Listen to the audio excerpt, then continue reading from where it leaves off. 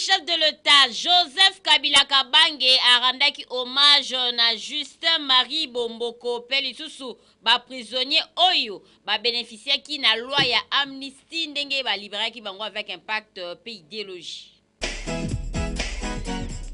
8h, il y a mardi 22 avril 2014, Joseph Kabila Kabange, à côté Sikaba exposé qui corps y a feu Justin Marie Bomboko, à s'incliner, pe à tiki gerbe de fleurs naïe, à salitour y a cercueil, pe à pesi veuve na junior Bomboko Mbote, à Zouaki Tan Kosolola, na fils né à Justin Marie Bomboko. Sima, chef de l'État, à Zui place, pe à Vandi. Après quelques temps, à Lekina Yenzela, Total à l'Issou Boye, première dame, la République du Congo, Antoinette Sassou Nguesso aye. Suivi la première dame, la République démocratique du Congo, Olive Lembe Kabila, yepe a sali ba cérémonie nyon sondenge mobali na ya sala. Léon Kengo Adondo, président du Sénat, a zui maloba pour na kosala biographie a fait Justin Marie Bomboko, pe oyo nyon sa sala pour na mboka na biso. Monseigneur Kisonga oyo a salaki mes a pesaki a epé mateya.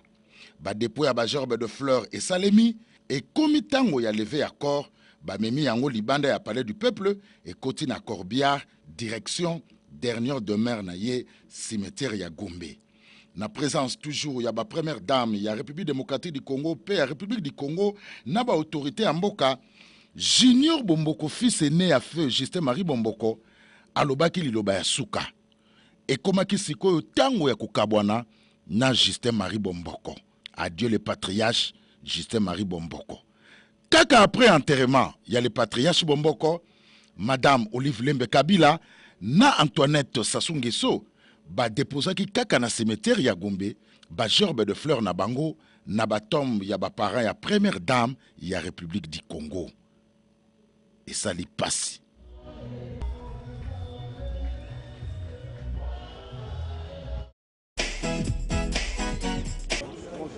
La promesse est une dette ndenge balobakana français. Ndenge kaka chef de l'État alobaki na clôture ba concertation nationale ke bako amnistie ba compatriotes misusu oyo bakangama pona ba raison ya ndenge na ndenge. Pesima ya annonce ya libération ya 50 compatriotes civils pe militaires na point de presse conjoint ministre de la Justice Wivini Mumba na communication pe média Lambert Mendo Malanga tala lelo oyo processus yango et bandi. Lundi 21 avril 2014, ezalaki ne système ya buka mona buka kwikila. A on a prison Ndolo. Colonel Mputu, soki a bengi yo, olongoli uniforme ya prison, ozui fiche ya libération, pe obimi avec impact na idéologie.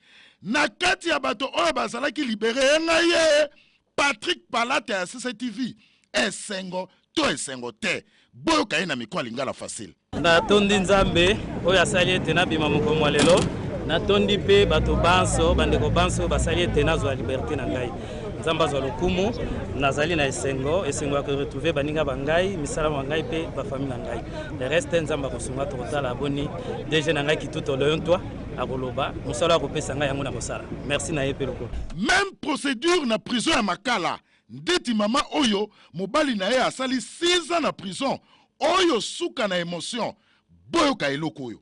Oh nzambe 6 ans papa mobali na sali na prison 6 ans na lembi na sambeli nzambe liloba yo kingai papa na nzimi yango amen nzambe prophète de Dieu abimina ministre tika na simba no mobali